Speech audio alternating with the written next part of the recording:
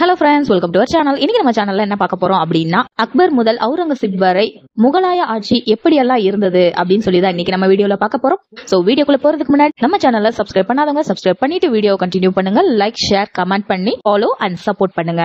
இப்ப வாங்க வீடியோக்குள்ள போலாம். ஜலாலுதீன் முகமது என்ற இயற்பெயருடைய அக்பர் ராஜபுத்திரர்களின் உமர்கோட் கோட்டையில் ஹுமாயூனுக்கும் அவரது மனைவியான பாரசீக இளவரசி ஹமீதா பானு பேகத்திற்கும் மகனாக பிறந்தார். இவரோட ஆட்சி காலம் அப்படின்னா 1556 இருந்து 1605 வரை அக்பரோட ஆட்சி தான் இருந்திருக்கு. அக்பர் பைரம் கான் என்ற பிரதிநிதியின் கீழ் அரியணை ஏறினார். பைரம் கான் இந்தியாவின் முகலாய பேரரசு ஒருங்கிணைய உதவினார். ராணுவ நடவடிக்கைகள் மற்றும் அரசியல் தொடர்புகள் மூலம் அனைத்து திசைகளிலும் பேரரசின் எல்லைகளை அக்பர் விரிவாக்கினார். கோதாவரி ஆற்றுக்கு வடக்கே இருந்த இந்திய துணை கண்டத்தின் கிட்டத்தட்ட அனைத்து பகுதிகளும் அக்பர் கட்டுப்படுத்தினார். அக்பர் தனக்கு விசுவாசமான சிறந்த ஆளும் வர்க்கத்தை உருவாக்கினார். நவீனமான நிர்வாகத்தை செயல்படுத்தினார். கலாச்சார முன்னேற்றத்திற்கு ஆதரவளித்தார். ஐரோப்பிய வணிக நிறுவனங்களுடன் வணிகத்தை அதிகப்படுத்தினார். இந்தியா வலிமையான மற்றும் ஸ்திரத்தன்மையை பொருளாதாரத்தை நோக்கி முன்னேறியது.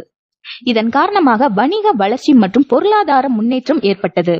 அக்பர் தனது அவையில் சமய சகிப்புத்தன்மைக்கு அனுமதி அளித்திருந்தார். தனது பேரரசில் இருந்த சமூக, அரசியல் மற்றும் கலாச்சார வேறுபாடுகளை ஒரு புதிய மதத்தை உருவாக்கி அதன் மூலம் களைய முயன்றார். ஆட்சியாளரை வழிபடும் வலுவான பண்புகள் கொண்ட இந்த மதத்தின் பெயர் தீன் இலாஹி. அக்பர் தனது மகனுக்கு ஒரு ஸ்திர தன்மையுடைய அரசை விட்டு சென்றார். அவர் விட்டு சென்ற போது அரசானது அதன் பொற்காலத்தில் இருந்தது. அதற்கு பிறகு காலம் கழித்து தன் அரசியல் பலவீனங்கள் வெளிப்பட தொடங்கியது. அக்பர் ஆட்சியில் முகலாய அரசு விரிவாக்கத்தில் மால்வா 1562, குஜராத் 1572, வங்காளம் 1574, காபூல் 1581, காஷ்மீர் 1586 மற்றும் காண்டேஜ் 1601 மற்ற பகுதிகளில் வெற்றி கொண்டவைகளில் அடங்கும். அக்பர் தான் வெற்றி பெற்ற ஒவ்வொரு மாகாணத்திலும் அவருடைய அதிகாரத்தின் கீழ் ஒருவரை ஆளுநராக நியமித்துள்ளார். சலீம் என்ற இயற்பெயருடைய ஜஹாங்கீர் அக்பருக்கும் அவரது மனைவியான இந்திய ராஜபுத்திர இளவரசியான மரியம் உஸ் ஜமானி அவர்களுக்கு மகனாக பிறந்தார். இந்த இடத்துல மரியம் உஸ் ஜமானி அப்படின்றவங்க வேற யாரும் இல்ல, நம்மளோட இந்து ராஜபுத்திர இளவரசி ஜோதா அவர்கள் தான். அக்பருக்கும் ஜோதாவிற்கும் ஜஹாங்கீர் என்பவர் பிறக்கிறார். இவரோட ஆட்சி காலம்னு பார்த்தா 1605 இருந்து 1627 வரைக்கும். இவர் போதைப் பொருளுக்கு அடிமையாகி இருந்தார். அரசின் செயல்பாடுகளை ஒதுக்கி வைத்தார். அவையிலிருந்து எதிர் அமைப்பினரிடம் செல்வாக்கின் கீழ் வந்தார். ஜஹாங்கீர் மற்றும் அவரது மனைவியான ராஜபுத்திர இளவரசி ஜகத் கோசனிக்கு மகனாக ஷாஜகான் பிறந்தார். ஷாஜகானின் ஆட்சி காலம் 1628 இருந்து 1658 வரை ஆகும்.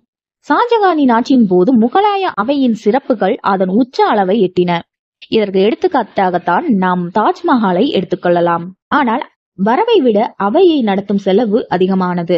அவுரங்கசீப் முகலாய பேரரசின் குறிப்பிடத்தக்க பேரரசர்களில் ஒருவராவர். இவரோட ஆட்சி காலம்னு பார்த்தோம்னா 1658 இருந்து 1707 வரைக்கும் இவரோட ஆட்சி தான் நடந்திருக்கு. ஷாஜகான் மற்றும் மும்தாஜ் தம்பதியருக்கு 5வது வாரிசான அவுரங்கசீப் ஆலம்கீர் என அழைக்கப்பட்டார். ஆலம்கீர் என்றால் பாரசீக மொழியில் பிரபஞ்சத்தை ஆள பிறந்தவன் என பொருள். இவரது ஆட்சி காலத்தில் முகலாய பேரரசு காபூலில் இருந்து தமிழ்நாடு வரை பறந்து விரிந்திருந்தது. இந்தியாவை ஒருங்கிணைத்து திறம்பட ஆட்சி செய்த முதல் பேரரசர் ஆவர். முகலாய மன்னர்களில் அக்பரும் அவுரங்கசீப் ஆகிய இருவர் மட்டுமே 49 ஆண்டுகள் சாகும் வரை நாட்டை ஆண்டவர்கள். ராஜபுத்திரர்கள் சில காலங்களாக முகலாய பேரரசோடு நட்புறவு கொண்டே இருந்தனர். ஆனால் அவுரங்கசீப் ஆட்சியில் நிலை மாறியது. அவுரங்கசீப் மேவார் நாட்டு அரசு இறந்தவுடன் அவரது 2 மகன்களையும் இஸ்லாத்தை தழுவ சொல்லி வற்புறுத்தினார். இதனால் ராஜபுத்திரர்களுக்கும் முகலாயர்களுக்கும் பெரும் வகை ஏற்பட்டது. இருதரப்புமே மற்ற தரப்பு மதத்தின் வழிபாடு இடங்களை எடுத்தனர். சீக்கியர் மதகுருவான குரு தேக் பகதூர் அவுரங்கசீப்பை எதிர்த்ததால் அவருக்கு அவுரங்கசீப் மரண தண்டனை கொடுத்து கொன்றார். இவரது சமகாலத்தில் பேரரசர் சிவாஜி தக்காணத்தில் பலமிக்க மராட்டிய பேரரசை நிறுவி இருந்தார். இவரின் ஆட்சியில் மராட்டிய மன்னர் சிவாஜி இருந்ததால் மராட்டிய நாட்டை பிடித்ததோடு சிவாஜியின் மகனான சம்பாஜியும் சிறை பிடித்தார். சம்பாஜியின் மகனான சாகுஜியை கவனித்து வந்த ராஜாராமோடு போரிட்டு மராட்டியத்தில் சில கோட்டைகளை அவுரங்கசீப் பிடித்துக் கொண்டார். ராஜாராம் தமிழகத்தில் இருந்து செஞ்சிக்கோட்டைக்கு வந்துவிட்டார். இவ்வாறு சிவாஜியின் கீழ் இருந்த மராட்டியரோடு ஏறக்குறைய தென்னிந்தியாவில் 25 வருடங்களுக்கு மேலாக அவுரங்கசீப் பல போர்களை சந்திக்க வேண்டி இருந்தது. மேலும் மராட்டிய பேரரசின் பல கோட்டைகளை பிடிக்க எண்ணி முடியாத அவுரங்கசீப் அந்த மன வருத்தத்தாலேயே ஆமித் நகரில் இறந்தார். பேரரசு தெற்கே வந்ததால் வட இந்தியாவில் முகலாய பேரரசு சிதைய ஆரம்பித்தது. நாளடைவில் மறைந்தும் போனது. இவ்வாறாக அக்பர் முதல் அவுரங்கசீப் வரை ஆட்சி இப்படித்தான் இருந்திருக்கிறது என்று வரலாறு சொல்லுகிறது.